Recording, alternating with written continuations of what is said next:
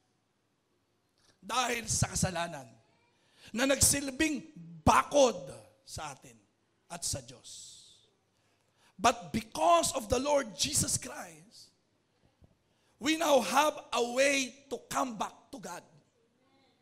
That's why one of the purpose of the church is to find and help people to find their way back to God. Yan ang isang ginagawa at dapat gawin ng church, ng bawat isa sa atin.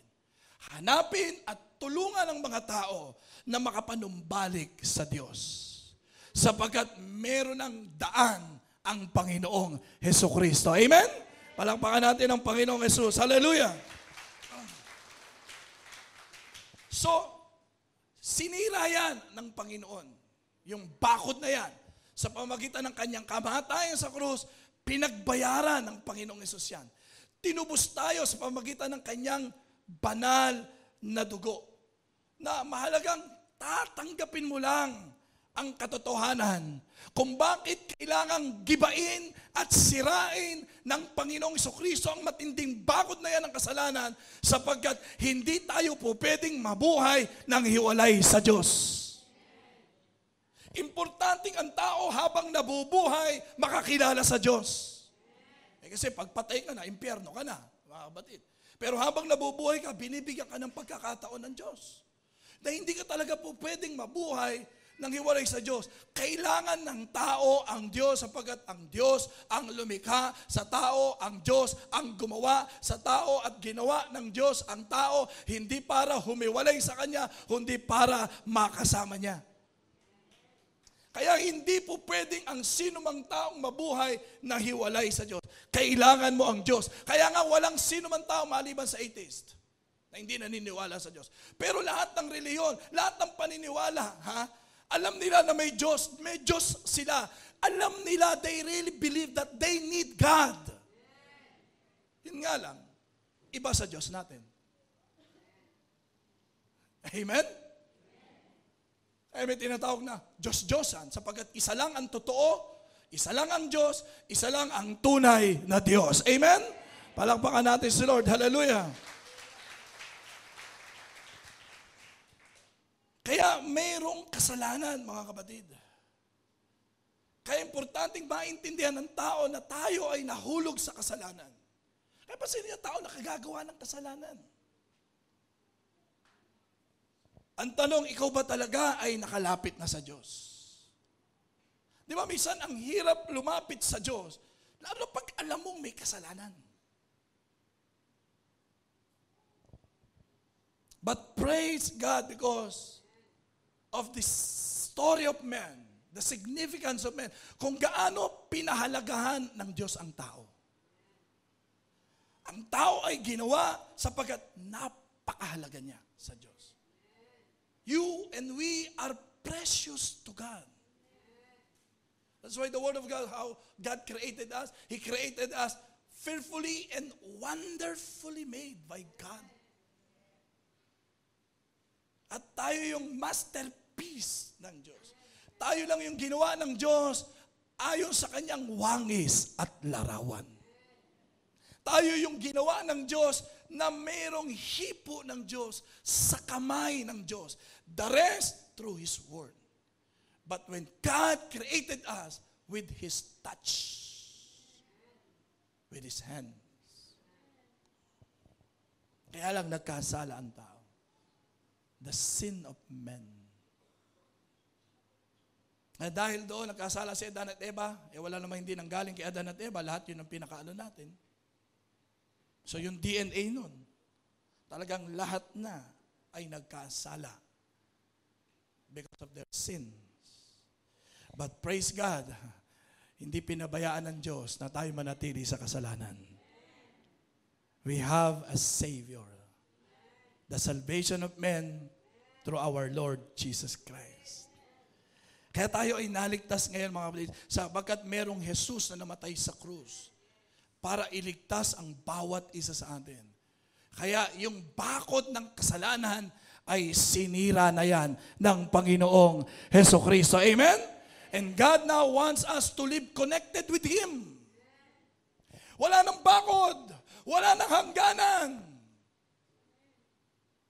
Lahat tayo ay makakalapit na sa Diyos because of the Lord Jesus Christ. Amen? Kaya ang sino mang tumanggap sa Panginoong Hesus, malaya nang makakalapit, makakatawag sa Diyos. Ama, Ama ko. Wala nang bakod. Sabi mo sa katabi mo, wala nang bakod.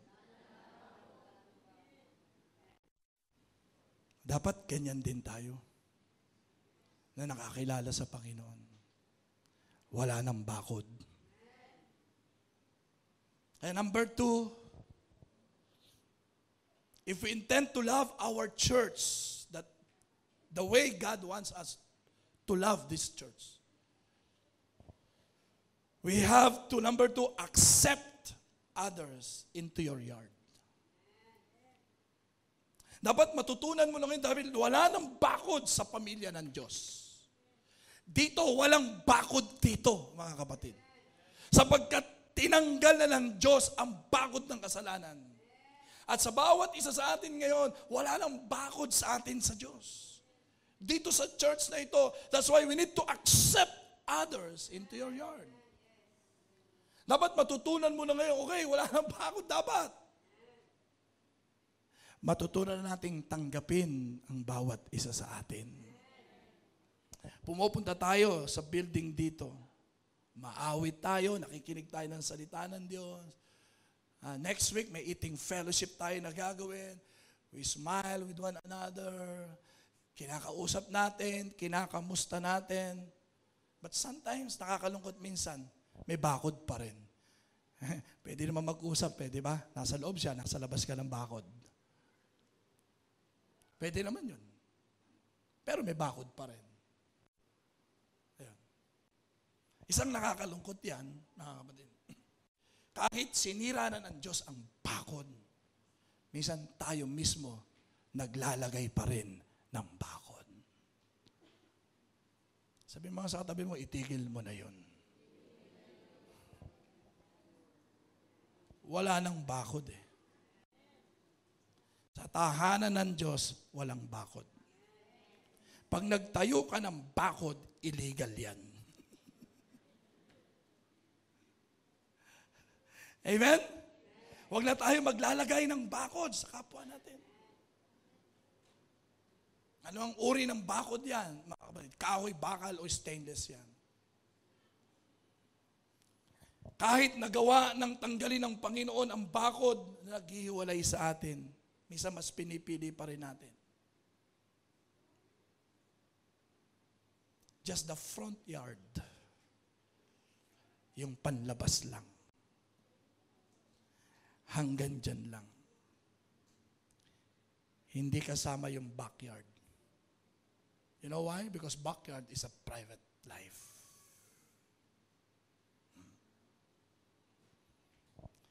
If we intentionally love our church, that means loving each other. Pagmamahal talaga sa isa't isa. This is not loving our building. Loving the system. No. Loving the programs. And because of that, ganda ng church, ganda ng program, ganda ng system, kaya ako narito. Hindi ganun yun, mga kapatid. And loving each other is impossible to do from behind a fence. Kapag nasa likuran, pag may bakod pa rin. So, anong gagawin natin? Romans chapter 5, verse 7. Kaya, ayun, tanggapin ninyo ang isa't isa. Kasi talagang may mga dahilan para hindi tanggapin eh. Kaya sabi rito sa unang salita, kaya. Kasi may mga dahilan. Pero sabi diyan, kaya tanggapin ninyo ang isa't isa gaya ng pagtanggap ni Kristo sa inyo para mapapurihan ang Diyos. So hindi rito tinanggap mo ko, tatanggapin kita. Hindi. Tanggapin daw natin ang isa't isa kung paano tayong tinanggap ng Panginoong Hesukristo. Pero alam niyo ba kung paano tayo tinanggap ng Panginoong Hesukristo? Tuloy natin in verse 8. Pero, ayun o, ipinakita ng Diyos kasi pwede mong tanungin talaga eh. Yung sinasabi sa verse 7, tanggapin ninyo ang isa't isa. Paano ko tatanggapin yan? Ayun. Magulo. Pasaway. Marungis. Hindi ko maintindihan. Paano ko tatanggapin yan? Kaya sabi ng verse 8, pero, pansinin mo to, tingnan mo to, ipinakita ng Diyos sa atin ang kanyang pag-ibig sa ganitong paraan. Anong paraan? Kahit noong tayo'y makasalanan pa, pasaway, matigas ang ulo, marungis, hindi maintindihan.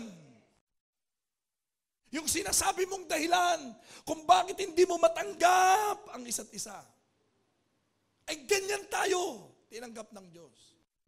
Doon tayo tinanggap ng Diyos, makasalanan pa. At ang sabi, namatay si Kristo para sa atin. Doon ipinadama ng Diyos. So mas nagiging kagamit-gamit ang pag-ibig sa mga hindi kaibig-ibig. Mas magiging kagamit-gamit, kapatid, yung pagtanggap sa mga taong hindi katanggap-tanggap. Kaya yung command, sabi natin command, love each other. Lalo na sa mga taong hindi kaibig-ibig. Doon sinasabi yun. Hindi sinasabi yung love each other sa mga kaibig-ibig. O kayo, kaibig-ibig, love each other. No, no, no. Sinasabi yung command na love each other doon sa mga taong hindi kaibig-ibig. Nandun talaga ang application nun. Kaya pag nagawa mong mahalin kahit hindi kaibig-ibig, tinitiyak sa iyo, automatic na rin siyempre yung kaibig-ibig. Pero pwede mong mahalin yung kamahal-mahal. Kaso, hindi ibig sabihin kaya mo magmahal o umibig sa hindi kaibig-ibig. That command, kaya ang sabi, God demonstrate His love when Jesus died on the cross. Amen? Kaya mahalaga na tayo ay nagsasama-sama. Ay, tawag daddy, tawag daddy. Ha? Hebrews chapter 10 verse 25. Huwag nating kapapabayaan ang ating pagtitipon. Gaya ng ugali ng iba. Sabi mo sa katabi mo, hindi ako yun.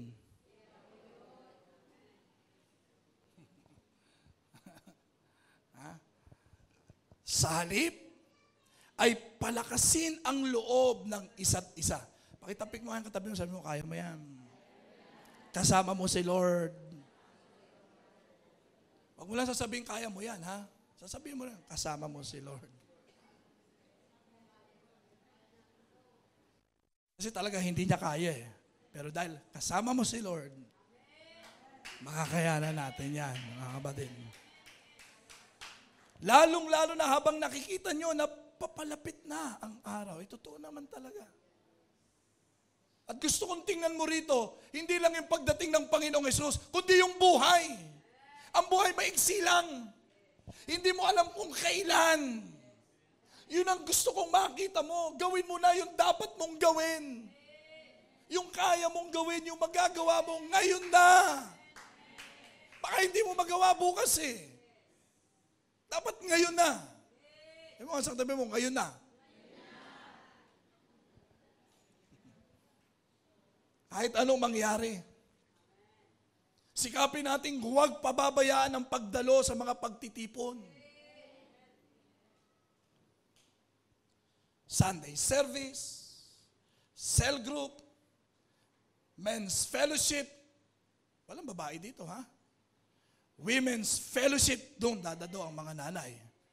Couples fellowship, young pro fellowship, youth fellowship. Lahat ng pagtitipon, samantalahin mo hanggat magagawa mo, hanggat makakaya mo, hanggat pwede pa, gawin mo ang lahat.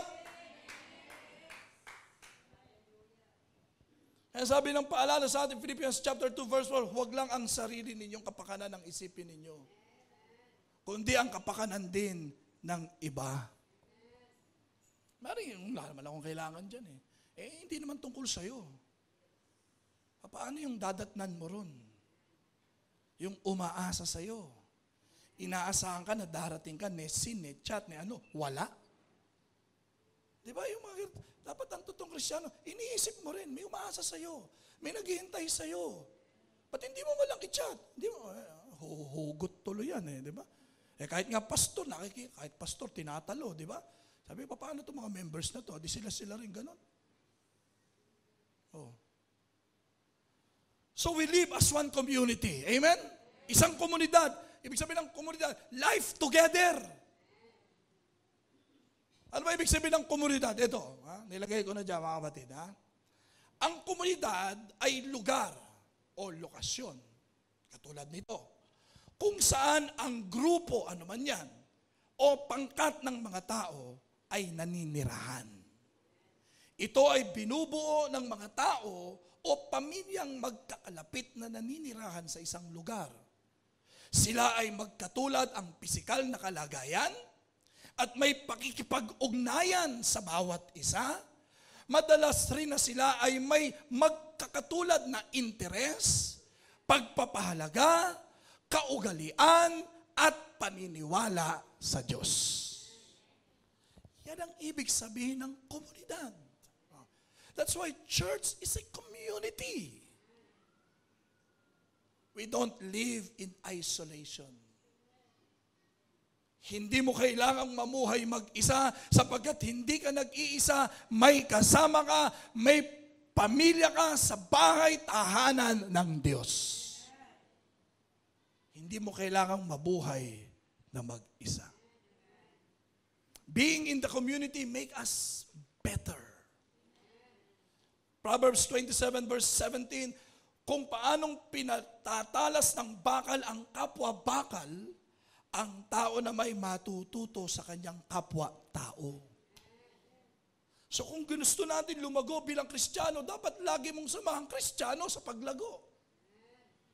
Hindi ko sinasabing huwag mong samahan, hindi mananampalataya. Pero kung gusto mo talagang lumago sa iyong Kristiyanong pamumuhay, mas madalas mong samahan kapwa-Kristiyano. Kaya sabi ng Mangangaral, Kabanata 4, talatang 9-10, mas mabuti ang may kasama kaysa mag-isa.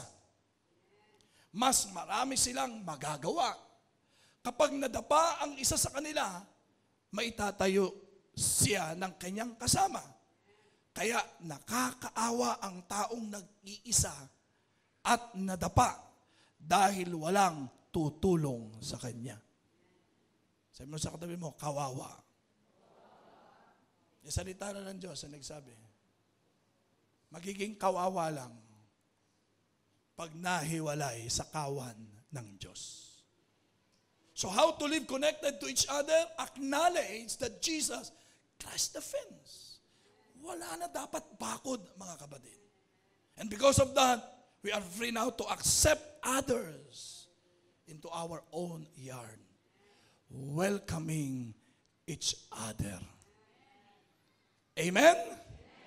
Dapat unti-unti na nakapasok sa front yard dahil wala nang bakod, binuksan ng pintuan, welcome. Hanggang doon sa backyard, pakita ko na sa iyo, pwede tayong magkape-kape. Eat together. Fellowship with one another. See? Hindi ko sinasabing, ngayon mo lang nakakilala. O, papasok hanggang doon dulo. Sige. Ngayon mo lang nakilala. Sige, buksan mo na yung rep. Kainin mo, gusto mong kainin. Baka wala ka na madatnan dyan. Hindi naman ganoon ang ibig sabihin. But little by little. Kaya dapat laging nagsasama-sama para nakikilala ang isa't isa. Di ba gano'n naman yung unti-unti, nagkukwentuhan kayo, tapos pag lagi na kayo, o gusto mo sa bahay natin, o gusto mo sa bahay namin, o i-invite mo na siya sa tahanan mo eh. Minsan pumatok sa'yo, hindi mo pinapasok, doon ka lang sa gate. Nagkwentuhan na kayo, ano pong kailangan? Hindi mo malaman sa'yo, pasok po kayo. At least sa pagkwentuhan, pero the more you get to know, di ba? Unti-unti, pasok po kayo. Pinapasok mo, wala man lang kape, ni tubig. Tuloy lang. Sa susunod, may tubig na yan. Sa susunod yung tubig na, may kulay na yan. Sa susunod, hindi lang panulak, yung itutulak, isasama na. May pagkain na yan. See? So accept others into your yard. And number 3, how to live connected to each other. Allow yourself, ito maganda to enjoy God's family. Tanong mo nga sa katabi, masaya ka ba rito? Tanda mo, to be happy is a choice. Dapat masaya ka. Pero mo, tinanggal na yung bakod. Pumasok na, andyan ano pang gagawin mo? Piliin mo lang magsaya. Sabi mo sa katabi mo, no choice. Talagang no choice. Bakit? Ang Diyos ang pumili. Ang Diyos ang nagpadala niyan dito. Hindi ikaw ang pipili ng tao. Kaya dapat ihanda mo ang sarili mo sa mga bagong tao, sa mga bagong lugar na makakasalamuha mo, na mapupunta mo, sapagkat maraming tao ngayon ang ipapakilala sa iyo ng Diyos. Ano sabi ng mga ngaral, Kabanata 2, talatang 25? Sapagkat sino mang makakain o sinong makapagtataglay ng kagalakan na hiwalay sa Kanya. Ibang sari ng kagalakan dito, kasiyahan. Sino raw ang tunay na makakaranas ng tunay na kagalakan at kasiyahan kung hiwalay tayo sa Diyos? Sinisikap nating hanapin ang kasiyahan, kaligayahan aside from God. Pero maraming nabigo. Kaya si Haring Solomon ang sumulat nito. Nagtangkang marating at maranasan yung pinaka-inaasam ng tao sa mundong ito. Yung maging tanyag, yung maging kilala, yung maging makapangyarihan, at pinakamayaman. Sinubukang puntahan ni Solomon yun. Pero he concluded, without God, anything, everything under the sun is useless.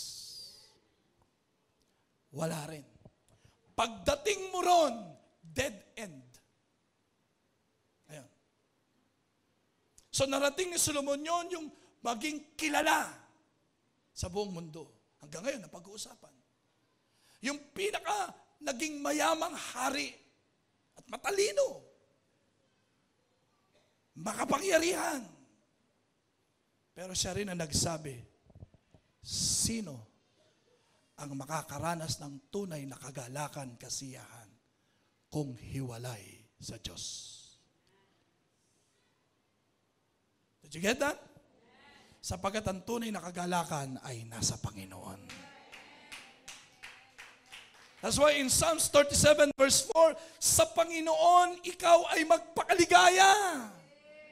Andyan ang tunay na kalagayahan kay Lord. At ang mga nasa ng iyong puso, sa'yo'y ibibigay niya. Delight yourself in the Lord. Kay Lord, magpakaligaya, kapatid. So, hindi ka man naging maligaya, pero sa Panginoon, tinitiyak ko sa'yo, may kagalakan. Amen? So, have a healthy expectations. Be positive. Dapat pagpunta mo rito, ganun agad ang aura mo. Maging positibo tayo, mga kapatid. Maging open, maging bukas tayo, isa't isa. Of course, hindi automatic yan, mga kapatid. But you expect that. Dapat, yun ang tahan mo agad, kapatid. Take the initiative. Ikaw na. Sabi mo sa katabi mo ngayon, mahal kita kay Lord. Kasi iba gusto mo, ikaw muna sabihan. Pero sanayin mong ikaw na ang mauna.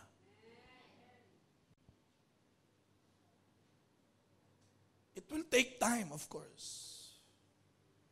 Pero tandaan natin, we belong to this one body. Take some ownership. Huwag mong isiping, gawain niya yun. Hindi. Gawain nating lahat yun. Yung magmahal sa isa't isa, tungkulin, gawain ang bawat isa yan, mga kapatid. Amen? Sabi mo nga sa katabi mo, kasama ka ron. Command yan eh. Utos yan ng Panginoong Jesucristo. If you're just sitting down, waiting for somebody, you are in the wrong chair. Mali. Kaya sabi ng Romans 14:1, tanggapin ninyo ang kapatid na mahina ang pananampalataya at huwag makipagtalo sa kanyang mga paniniwala. Huwag na magtalo-talo eh. Tanggapin natin ang isa't isa. Romans 15:1, tayong malalakas sa pananampalataya ay dapat tumulong sa mga kapatid nating mahina sa pananampalataya. Hindi lang ang sarili nating kapakanan ang dapat nating isipin. What you sow, you will reap. Sabi ng salita ng Diyos, kapag ikaw ay tumulong sa panahon ng pangangailangan mo, marami ring tutulong. Kaya dapat ang prinsipyo nyo, mas maganda ako na tumutulong. At kung mga ilangan man ako, tinitiyak ko, marami ring tutulong sa akin. So what you sow, you will reap. Kaya kung susukatin natin ngayon, kapatid, dito sa kalagitnaan natin ngayon, scale of 1 to 10, yung connection mo, are you connected? Kanino? Sukatin mo yan. Ako ba connected talaga sa church na ito? Ako ba talaga pumupunta rito because I love my church? Ako ba pumupunta rito because I know that I belong to this church? Nakasama ako sa grupo nito. And this is a family. I don't just go here because of myself. Napupunta ako rito dahil sa sarili ko lang. Dahil dito ako magsisimba. Dito ako makikinig. Dito ako magpupuri sa Panginoon. Dito ako. No, dito kami. Dito kami magpupuri sa Panginoon. Dito kami sasamba sa Panginoon. Dito kami maglilingkod sa Panginoon. Kami. Hindi ako, ikaw. That's not the church of the Lord Jesus Christ. Kaya ang pagmamahal, mutual yan. Hindi lang sinabi ng salita ng Diyos, mahal tayo ng Diyos. Sinabi rin ng salita ng Diyos, mahalin natin ang Diyos. Mutual. Kaya kami, living a life together. The word life is in plural form. Hindi singular yan. Kaya hindi ka pwedeng mabuhay na nag-iisa. Pag sinabing buhay, mabubuhay, may kasama yan. Amen? Palakpakan natin si Lord. Hallelujah. So sa pag-alis natin sa umagang ito, start and learn to love our church. Acknowledge that Jesus Christ defends. And accept others into your yard. Ito na. So what are you going to do? Enjoy life. Magsaya na tayo. Yun ang talagang gawin natin. Intentionally. Sabi mo sa katabi mo, huwag kang KJ. Lahat masaya ikaw. Papansin pa rin. Self-pity ka pa rin. Kaya pag may mga ganun tayong kasama, sige nga, pansinin natin. At sabi mo sa kanya, ikaw na.